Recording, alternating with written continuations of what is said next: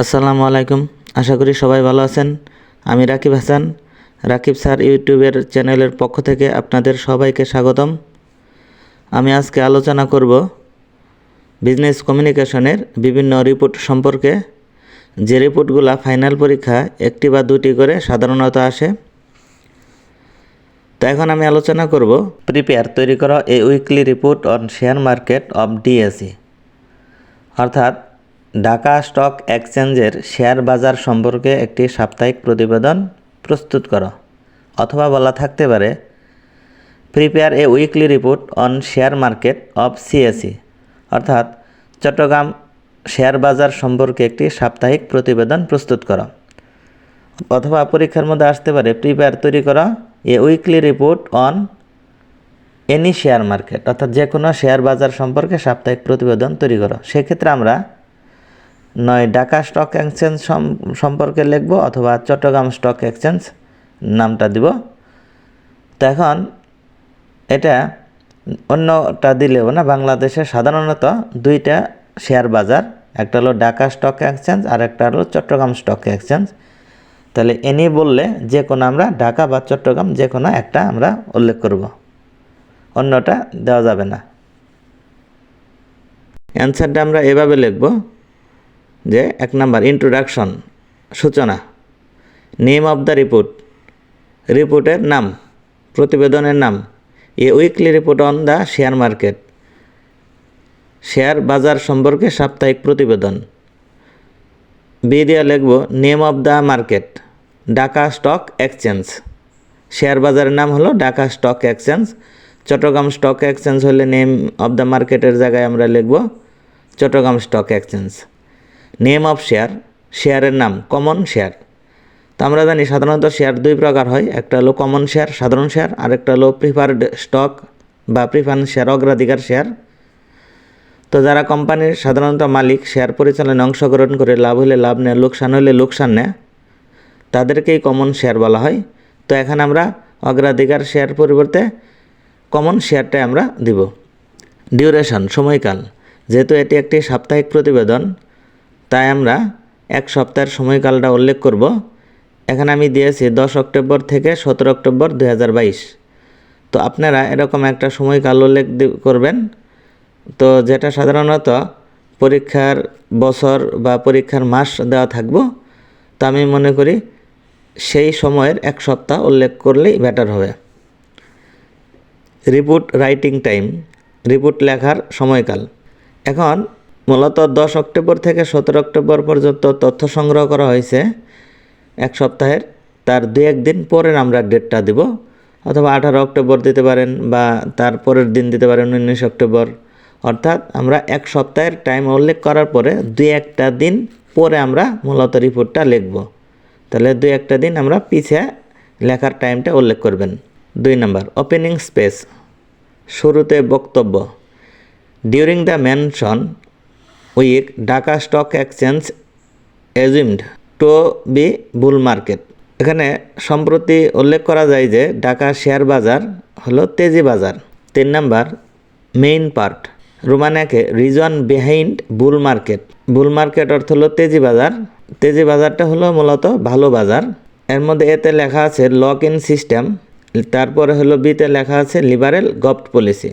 তো এখন তেজি বাজারের কারণ হলো এখানে 2টা উল্লেখ করা হয়েছে। এই কারণে মানে শেয়ারের বাজারটা খুব একটা ভালো অবস্থানে, এই জন্য আমাদের তেজি বাজারের কারণটা হলো লক ইন সিস্টেম, আর একটা হলো লিবারেল গভট পলিসি, আমরা এটা উল্লেখ করব। রোমান 3 হলো ডিমান্ড, চাহিদা। দেয়ার ওয়াজ এ হিউজ ডিমান্ড, প্রচুর চাহিদা। তারপরে আমরা 3 নাম্বারটা দেব সাপ্লাই নর্মাল। আমরা রোমান 1-2 এগুলো আমরা পাশাপাশি লিখতে পারি অথবা নিচে নিচে লিখতে পারি। তারপরে হলো ওভারঅল সিচুয়েশন, সার্বিক অবস্থা। এতে লেখা আছে শেয়ার ট্রেডেড ফর 110টা কোম্পানিজ। এখন সার্বিক অবস্থার মধ্যে আমরা লিখছি যে 110টা কোম্পানি শেয়ার ব্যবসার সাথে জড়িত। এখন এই 110টা আমরা পরিবর্তন করতে পারবো। এমন কিছু কোম্পানি আছে যেগুলো আমরা কোম্পানির সাধারণত নাম জানি না, পত্রপত্রিকায় বা বিজ্ঞাপনে সচরাচর দেখা যায় না। তো এখন আমাদের অনেক কোম্পানি আছে বাংলাদেশে, 300, 400, 500 এরকম অনেকগুলা কোম্পানি আছে। তো এখানে আমরা সংখ্যাটা চেঞ্জ করে দেব। 110-এর জায়গায় কেউ 210 দিতে পারি, কেউ 300 দিতে পারি, কেউ 500 কোম্পানি দিতে পারি। এটা কোনো ব্যাপার না, জাস্ট একটা নমুনা। সাপ্তাহিক প্রতিবেদনটা এখানে আমাদের নমুনা কীভাবে লেখা যায় এই সংক্রান্ত আমরা লিখতেছি। তো এখানে কোম্পানির সংখ্যাটা চেঞ্জ করা যাবে। বিতে লেখা হয়েছে প্রাইস ইনক্রিজ ফর এক্সট্রা 5টা কোম্পানিজ। এখানে আমি লিখছি এক্সট্রা 5টা কোম্পানির শেয়ার দাম বৃদ্ধি পাইছে। তো এখন 110টা কোম্পানির শেয়ার ব্যবসার সাথে জড়িত উল্লেখ করছি, এর মধ্যে 105টা কোম্পানির শেয়ার মূল্য বৃদ্ধি পাইছে। এখন এটা এভাবে করা যাবে না যে 110টা কোম্পানি শেয়ার ব্যবসার সাথে জড়িত, আমি লিখলাম 120টা কোম্পানির শেয়ার মূল্য বৃদ্ধি পাইছে, তাহলে এটা কিন্তু হবে না। আমরা যে কোম্পানির টোটাল কোম্পানি উল্লেখ করব তার চেয়ে কম সংখ্যক আমরা লিখব যে এতগুলা কোম্পানির শেয়ার মূল্য বৃদ্ধি পাইছে। টোটাল কোম্পানির চেয়ে ইনক্রিজের কোম্পানি বেশি দেওয়া যাবে না, কিন্তু এটা খেয়াল রাখতে হবে। সিতে লেখা আছে প্রাইস ডিক্রিজ ফর 3 কোম্পানি, মানে 3টা কোম্পানির শেয়ার দাম হ্রাস পাইছে। এখানে আপনি 5-6টা বা অনেকগুলাও দিতে পারেন। তবে খেয়াল রাখতে হবে মোট কোম্পানি যতগুলা দেওয়া হয়েছে তার চেয়ে এই সংখ্যাটা যাতে বেশি না হয়। এখন আমি লিখছি 105টা কোম্পানির মূল্য বৃদ্ধি পাইছে, 3টা কোম্পানির দাম হ্রাস পাইছে শেয়ার মূল্য, আর কিছু কোম্পানি আছে স্থিতিশীল, দাম বাড়েও নাই কমে নাই এই হিসাবে। তাহলে আমরা এই সংখ্যাগুলো আমরা চেঞ্জ করতে পারবো। এখন চেঞ্জ করে যদি না লিখি, সবাই যদি 1 লিখি, তাহলে কেমনটা হয়ে যায় না? এই জন্য একটু চেঞ্জ করে লেখার চেষ্টা করব।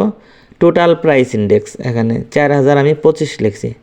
কেউ এখানে 3000 দিতে পারেন, কেউ 3025 দিতে পারেন, কেউ 7000 দিতে পারেন, কেউ 1000 দিতে পারেন, কেউ 1050 দিতে পারেন, এরকম বিভিন্ন সংখ্যা আপনি দিতে পারবেন।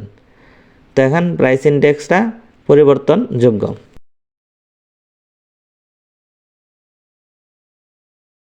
ভিতে হলো প্রাইস ইন্ডেক্স, মূল্যের সূচক, মূল্যের তালিকা। এখানে আমি লিখছি লিস্টেড কোম্পানি, তারপরে face value of the share, শেয়ারের লিখিত মূল্য, beginning price of the week, সপ্তাহের শুরুতে শেয়ার মূল্য, last price of the week, সপ্তাহের শেষের শেয়ার মূল্য, হাইস্ট প্রাইস সর্বোচ্চ মূল্য, লোয়েস্ট প্রাইস সর্বনিম্ন মূল্য। তো এগুলো আমরা একটু কলাম বা সারি আকারে খাতায় লেখার চেষ্টা করব, তাহলে আমাদের সুবিধা হবে। তো এখন লিস্টেড কোম্পানি, তালিকাভুক্ত কোম্পানির মধ্যে আমরা লিখতে পারি IFIC bank, Aziz pipe company, Bangla lamps, square company, RFL company, Beximco company, গ্রামীণ ব্যাংক, এরকম বিভিন্ন প্রতিষ্ঠানের আমরা নাম দিতে পারি যেগুলো সাধারণত শেয়ার ব্যবসার সাথে জড়িত। কেউ আমাদের 3টা কেউ দিলেন, কেউ 5-6টা দিলেন, দিতে পারেন। তো বেশি না দেওয়াই ভালো, সময়ের একটা ব্যাপার স্যাপার আছে। তো এখন ফেস ভ্যালু সাধারণত শেয়ারের মূল্য 100 টাকা করেই হয়। আমরা যখন অঙ্ক মূলত করি সাধারণত ফেস ভ্যালুর 100 টাকাই থাকে, শেয়ারের মূল্যটা ফেস ভ্যালু 100 টাকাই হয়। এখানে আমাদের এটা পরিবর্তন করার দরকার নাই। Beginning price of the week, সপ্তাহের শুরুতে শেয়ার মূল্য। এখানে আমি দিয়েছি IFIC ব্যাংকের শেয়ারের মূল্য সপ্তাহের শুরুতে ছিল 260 টাকা। তারপরে আজিজ পাইপ কোম্পানির শেয়ার মূল্য 2300 টাকা, বাংলা ল্যাম্পস কোম্পানির শেয়ার মূল্য সপ্তাহের 523 টাকা। এই সংখ্যাটা আমরা পরিবর্তন করতে পারবো, যে কোনো সংখ্যা দিতে পারেন, কেউ 50 টাকা দিতে পারেন, 200 টাকা দিতে পারেন, 60 টাকা দিতে পারেন, 500 টাকাও দিতে পারেন। এই এগুলা পরিবর্তন করে দেওয়া যাবে, সমস্যা নাই। Last price of the week, সপ্তাহের শেষের শেয়ারের মূল্য।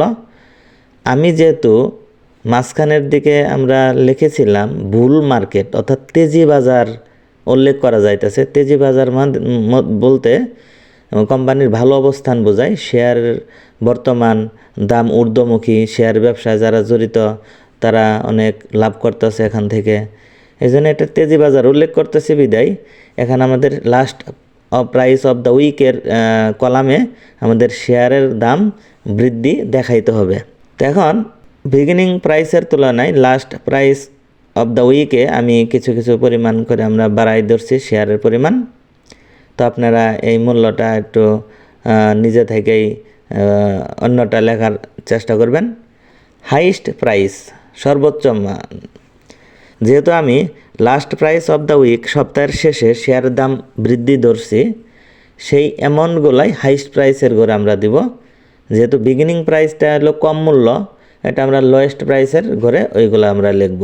তো কনক্লুশন, উপসংহারে, the trend observed in the mention week is expected to operate in the next few. উপসংহারে বলা যায়, আশা করা হচ্ছে উল্লেখিত সপ্তাহের ঊর্ধ্বহার পরবর্তী সপ্তাহেও থাকবে। প্রিয় শিক্ষার্থী, আশা করছি আপনারা আমার ক্লাস বুঝতে পেরেছেন। যদি আপনাদের কোনো মতামত থাকে কমেন্টস বক্সে জানাবেন। আজ এখানেই শেষ করছি। সবাই ভালো থাকুন, সুস্থ থাকুন, আর দেখতে থাকুন রাকিব স্যার ইউটিউব চ্যানেলটি ভালো লাগলে সাবস্ক্রাইব করুন আর সংযুক্ত থাকুন আমার ফেসবুক পেজে। আল্লাহ হাফেজ।